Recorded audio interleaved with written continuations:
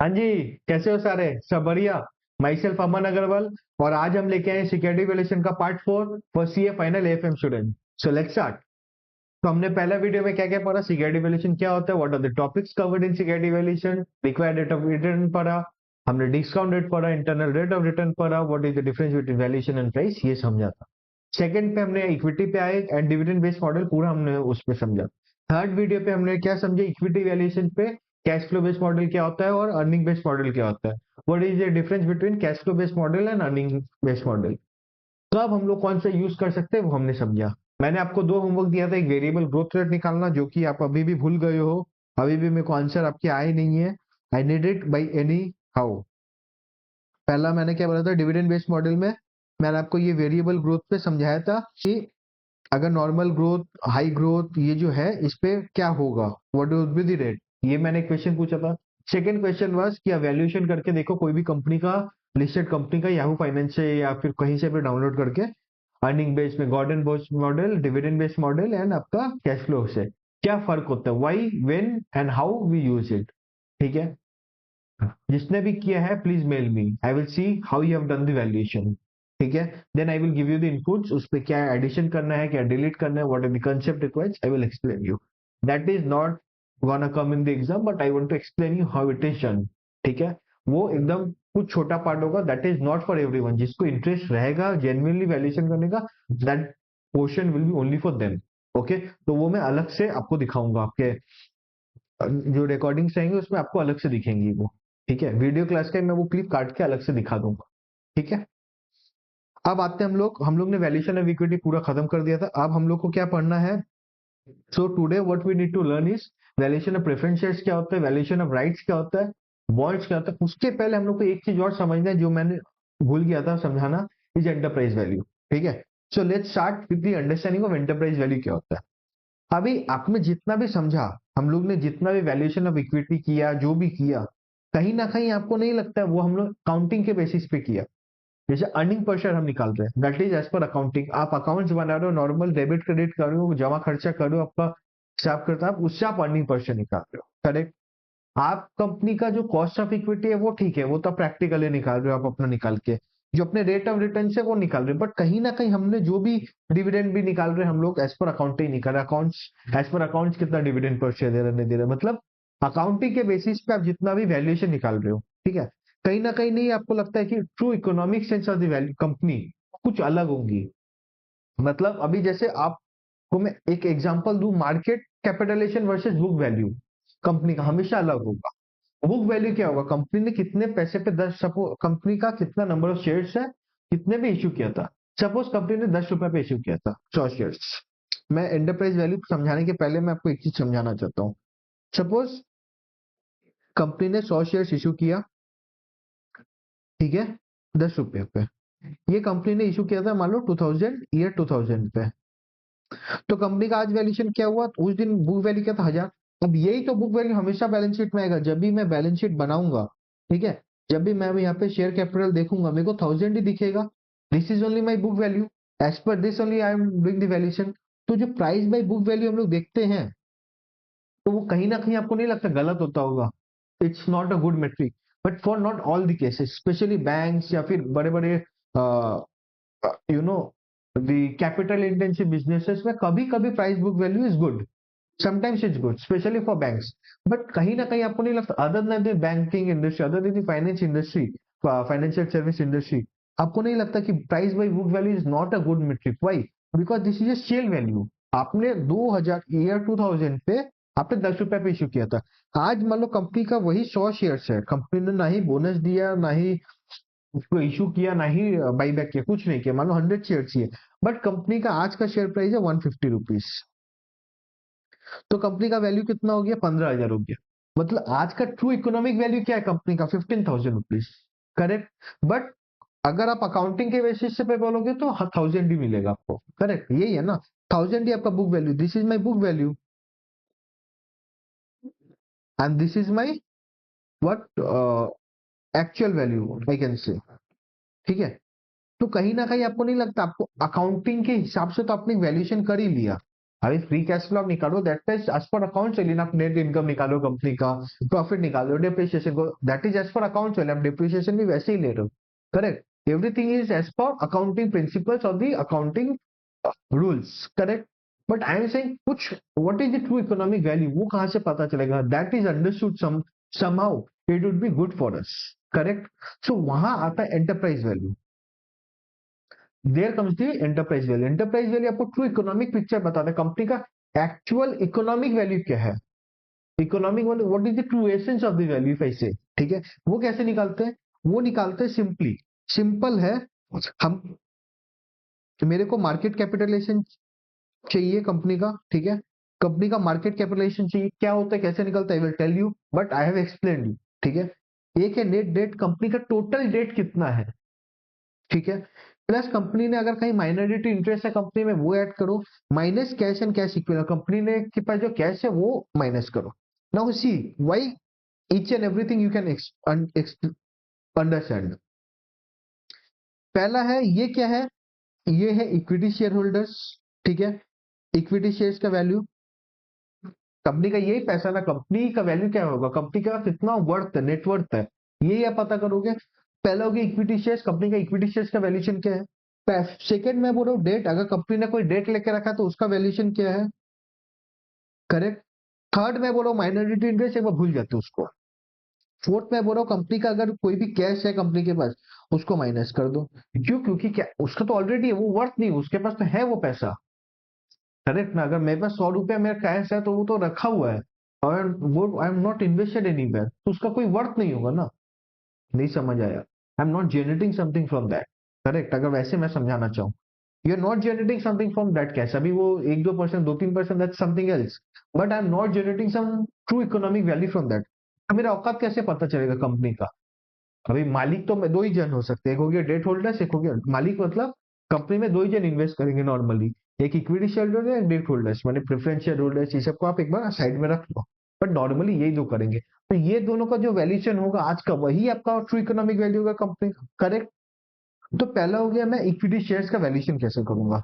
Number of equity shares issued, माने company ने कितना इशू करके रखा है। पहला एग्जांपल में अपना 100 था, तो कंपनी ने 100 शेयर्स इशू करके रखा है, ठीक है। उस पे कंपनी का आज का प्राइस क्या है, मैंने बताया 150 रुपीज प्राइस है, तो कंपनी का इक्विटी शेयर्स का मार्केट कैपिटलाइजेशन कितना हो गया, 15 के, करेक्ट। अभी नेट डेट देखेंगे, अभी डेट का दो चीज है। डेट हो सकता है एज पर बुक वैल्यू, मतलब कंपनी ने अगर 50 CR का लोन लेके रखा है तो 50 CR ही वैल्यू है, ठीक है। वैसे आप पकड़ सकते हो, नहीं तो अभी डेट का वैल्यू भी कर सकते हो, कुछ कुछ डेट का वैल्यूएशन भी चेंज हो सकता है, जो फ्लोटिंग रेट होते हैं, या फिर जहां पे कुछ कुछ चेंजेस हो सकते हैं, value can differ from the book value, वहां पे हम लोग वैल्यूएशन चेंज करेंगे, वरना otherwise will take book value. Normal sense पे practically, in the practical world also आप नॉर्मल बुक वैल्यू ही लेते हो डेट के केस में। There are very chances, very rare chances जहां पे आप उसको मार्केट वैल्यू पे कन्वर्ट करना चाहते हो, फिर भी अपने बुक वैल्यू पकड़ लें। तो मैं बोल रहा हूँ कितना, अभी मैं 15,000 यहाँ पकड़ा, मैं मान के चल रहा हूँ कि मेरा डेट है मान लो 5,000 रुपया, ठीक है। माइनॉरिटी इंटरेस्ट मतलब क्या होता है, अगर कोई मतलब कैसे समझाऊं मैं, मतलब सपोज 100% है, आपने कोई कंपनी में इन्वेस्ट करके रखा है, ठीक है। अभी उससे 100% एक एक्स कंपनी है, उसका 100% शेयर है, बट आपने 90% इन्वेस्ट किया है, तो जो 10% है वो माइनॉरिटी इंटरेस्ट वाले हैं, अरे छोटे मोटे, मतलब छोटे मोटे कोई ओनरशिप है वो कंपनी में, तो उसको भी आप ऐड कर लो, ठीक है। आपने वो भी ऐड कर लिया, मान लो 1,000, minus cash and cash equivalent, मतलब आपके पास अगर कुछ भी कैश है, लिक्विड कैश है, वो आप माइनस कर दो, बिकॉज उसका कोई वैल्यू नहीं है आपके पास ऑलरेडी, वो आपका अकाउंट में है, ठीक है। मान लो मेरे पास 2,000 है, तो मैंने माइनस कर दिया, मतलब 20, 21, 21 माइनस 2, 19,000। मतलब कंपनी का, सपोज ये कंपनी वाई है, वाई कंपनी का ट्रू इकोनॉमिक वैल्यू क्या, औकात कितना है, 19,000 का औकात है, ठीक है। बट अगर आप बुक वैल्यू से देखते हैं तो देखो सब कुछ सेम होता, ये 5,000 सेम होता, ये 1,000 सेम होता, ये 2,000 सेम होता, तो बट ये जो 15,000 है ये 1,000 होता खाली, करेक्ट। वो खाली 1,000 होता। इसकी जगह मैं बोल रहा हूँ अगर मेरे को अकाउंटिंग वैल्यू चाहिए, मैं अकाउंटिंग वैल्यू में क्या चाहिए होता, ये मेरा 1,000 हो जाता, तो क्या होता है 1000 प्लस 5000 प्लस 1000 कितना हुआ 7000 माइनस 2। तो मैं बोलता हूँ मेरा 5000 हो गया accounting value. As per account as per accounting principles मेरा वैल्यू है 5000। बट ट्रू इकोनॉमिक वैल्यू आज का मेरा औकात क्या है, आज मार्केट पे अगर मैं जाऊं तो मेरा औकात क्या है, मेरा औकात है 19,000। समझ आए what is the difference between the enterprise value and the accounting value और द ट्रू अकाउंटिंग प्रिंसिपल्स की हिसाब से मैं as per balance sheet value क्या है, अगर वैसे मैं जाऊं तो। समझ आया? ठीक है, ये था मेरा एंटरप्राइज वैल्यू। अब एंटरप्राइज वैल्यू तीन रकम के होते हैं। The first is my total enterprise value, जो कि मैंने अभी आपको बता दिया एंटरप्राइज, तो इसको बोलते हैं टोटल एंटरप्राइज, ओवरऑल फर्म का एंटरप्राइज वैल्यू क्या है। Second is my operating enterprise value, company जो ऑपरेटिंग इनकम करती है, जो कंपनी का मेन बिजनेस ऑपरेशन है, उसका वैल्यू क्या है, उसका औकात क्या है। वही एसेंस है ना आपका। आपका जो कंपनी जो ऑपरेटिंग, अगर मान लो मेरा धंधा क्लासेस का है, ठीक है, मैं कोचिंग सर्विसेज देता हूँ, ठीक है, मैं, तो वो मेरा मेन धंधा क्या है, कोचिंग सर्विस है। उसके साथ अगर मेरे को जो इनकम है उसको अगर मैं कहीं एफडी पे इन्वेस्ट करता हूँ, शेयर मार्केट में इन्वेस्ट करता हूँ, that is not my operating income only for Aman Agarwal classes private limited. Correct, might भी मेरा कोई इन्वेस्टमेंट कंपनी है जहां पे मेरा मेन कोर बिजनेस है कि मैं वो शेयर मार्केट में लगाता हूँ, उसके लिए operating business is my share market का income. But Aman Agarwal classes private limited का अगर कुछ इनकम है, अगर वो मैं इन्वेस्टमेंट के लिए कहीं पे इन्वेस्ट करता हूँ या फिर एफडी पे इन्वेस्ट करता हूँ, that is not my operating business, main धंधा नहीं है। ऑपरेटिंग बिजनेस मतलब क्या, जो मेन धंधा है मेरा। समझ आया? मेरा मेन धंधा से जो बिजनेस है उसका वैल्यू क्या है, उसका एंटरप्राइज, उसका ट्रू इकोनॉमिक वैल्यू क्या है, वो निकालना है। ये होगी operating value. Core core enterprise value में क्या आएगा कि आपका जो नॉन कोर एसेट्स है, ठीक है, वो हटा देंगे हम। ठीक है, यही तीन चीज होगा। ऑपरेटिंग वैल्यू आप कैसे निकालते हो, ऑपरेटिंग वैल्यू आप निकालते हो कि आपने टोटल एंटरप्राइज वैल्यू निकाल दिया, ठीक है, उसके बाद आप माइनस कर दो कोई भी आपने इन्वेस्टमेंट और शेयर्स पे अगर कोई इन्वेस्टमेंट करके रखा, जैसे मान लो मैंने कोई कंपनी में इन्वेस्ट करके रखा, मान लो 15,000 रुपया मेरा आया ना कम वही का, सपोज उसने 3,000 रुपया कहीं पे इन्वेस्ट करके रखा है, तो उसका 12,000 हो गया ऑपरेटिंग, ऑपरेटिंग एंटरप्राइज वैल्यू। मतलब कंपनी जो धंधा करती है उसका ऑपरेटिंग वैल्यू, उसका औकात है 12,000 रुपया। समझ आया? डिफरेंस समझ आया क्या है? कोर में क्या आएगा, नॉन कोर ऑपरेटिंग एसेट जो भी होंगे, नॉन कोर एसेट मतलब जो धंधा चलाने के लिए जो एसेट्स काम के नहीं है, वो आपका उसमें चल जाएगा, माइनस हो जाएगा। मान लो 12,000, अभी मान लो मेरा ऑपरेटिंग आया था 12,000, इससे मान लो 2,000 रुपया ऐसा कुछ है कोई एसेट में जो मेरा धंधा से रिलेटेड नहीं है, तो मेरा 10,000 हो गया मेरा कोर ऑपरेट एंटरप्राइज वैल्यू।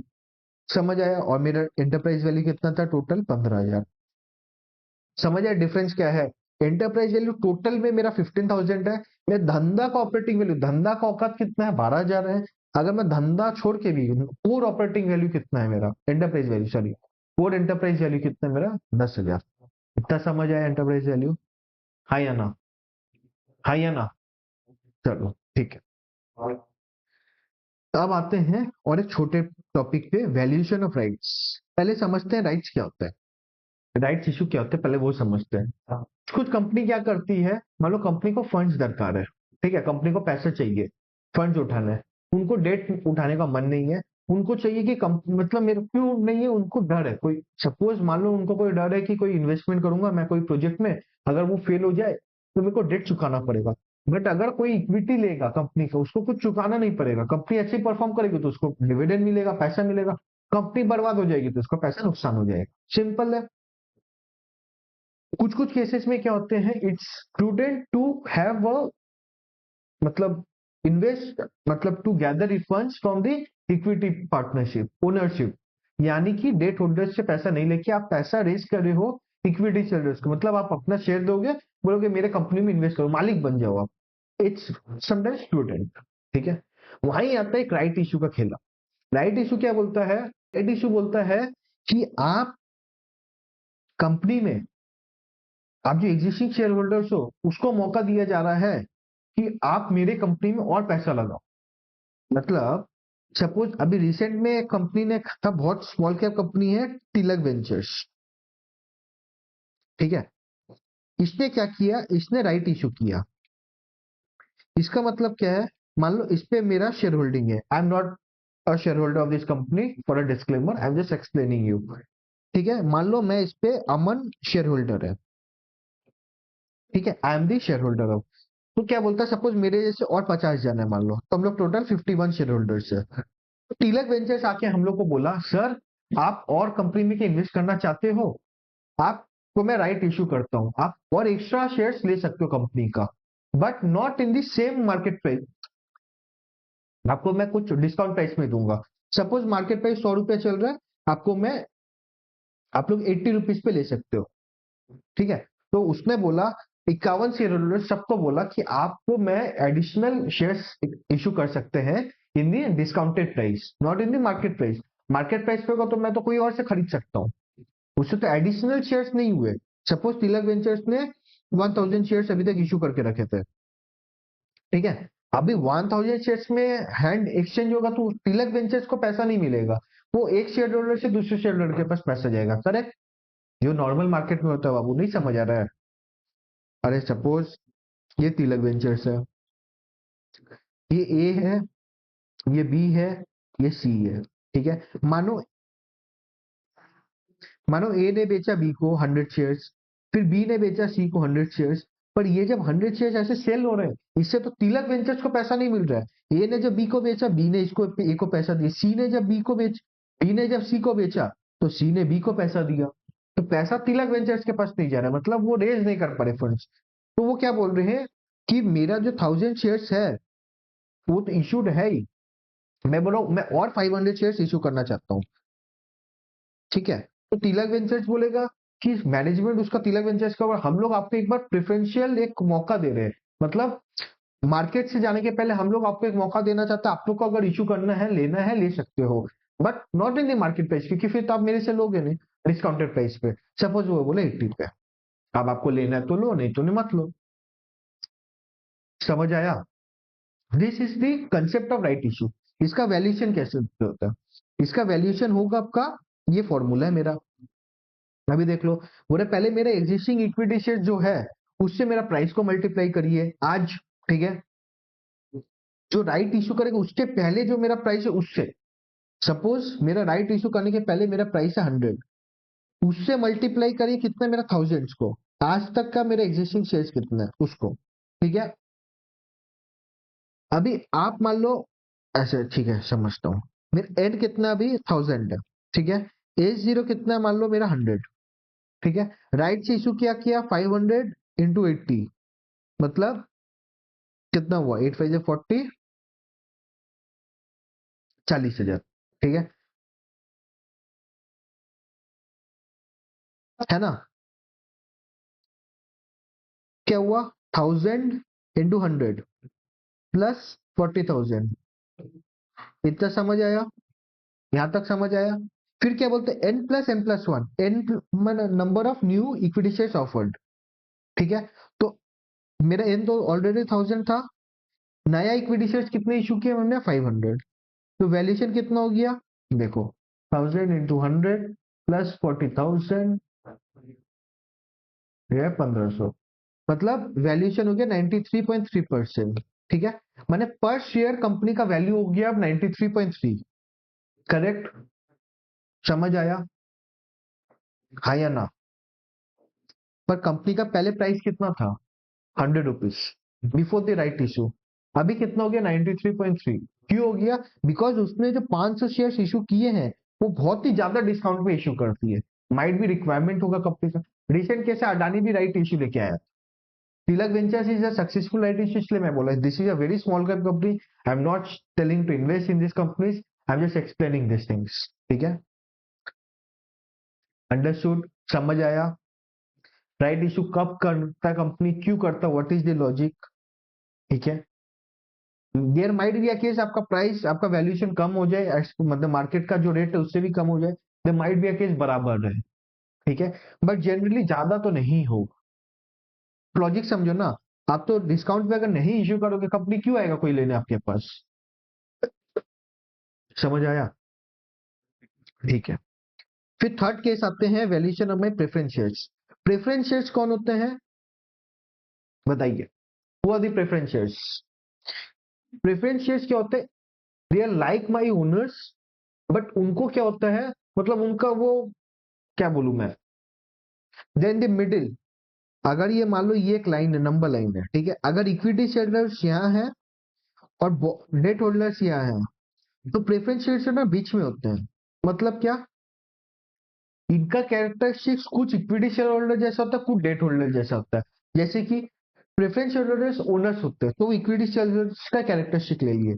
वो डेट होल्डर्स के जैसे क्या होता है, उनको रेट ऑफ डिविडेंड कुछ परसेंटेज मिलता है, मतलब उसका रेट फिक्स होता है। डिविडेंड का जो रेट होता है वो मान लो बोलते हैं 9% या 10%, कुछ भी ऐसा बोलते हैं, उतना ही मिलेगा उसको, उससे ज्यादा नहीं मिलेगा। इनको वोटिंग शेयर्स नहीं मिलते, मतलब ये मैनेजमेंट के डिसीजन पे हेल्प नहीं कर पाएंगे, ठीक है। ये बस ओनर्स होते हैं। मतलब जब कंपनी अगर बैंकरप्ट होगी, ये लोग डेट होल्डर्स के बाद आएंगे, बट इक्विटी शेयर होल्डर्स के पहले आएंगे। करेक्ट। दो तरह के प्रेफरेंस शेयर्स होते हैं, एक्चुअली तीन चार तरह के। पहला हो गया क्यूमुलेटिव प्रेफरेंस शेयर्स, मतलब अगर मान लो मेरे को डिविडेंड आज नहीं मिला, ठीक है, इस साल नहीं मिला, तो क्या नेक्स्ट ईयर मेरे को आज इस साल जो नहीं मिला वो भी मिल सकता है? हाँ, क्यूमुलेटिव में मिल सकता है। मतलब कोई कंपल्सरी है वहां पे, अगर आप जब डिविडेंड देंगे क्यूमुलेटिव देंगे। लास्ट 3 साल से अगर मैंने नहीं दिया, मैं दूंगा वो 3 साल का भी। नॉन क्यूमुलेटिव में क्या, आपको हर साल देना कंपलसरी नहीं है, आप दे भी सकते हो, नहीं भी दे सकते हो। मतलब पिछले सालों का डिविडेंड देना कंपलसरी नहीं है, ठीक है। पार्टिसिपेटिंग प्रेफरेंशियल और नॉन पार्टिसिपेटिंग। पार्टिसिपेटिंग में क्या होता है, कुछ कुछ प्रेफरेंसेस जो होते हैं उसको एक्स्ट्रा डिविडेंड मिलेगा। मतलब नॉर्मल डिविडेंड अगर मैं 10% सबको दे रहा हूँ, सबको 10% मिलेगा, beat non participating, participating, cumulative, non cumulative. But participating को कुछ एक्स्ट्रा मिलेगा मेरे प्रॉफिट से। मान लो मैं प्रॉफिट 100 रुपीज कमाया, उससे मैं कुछ परसेंट, मान लो 2 रुपया दे दिया उसको पार्टिसिपेटिंग को, बट नॉट पार्टिसिपेटिंग को कुछ नहीं मिलेगा, जो डिविडेंड है वही मिलेगा। समझ आया?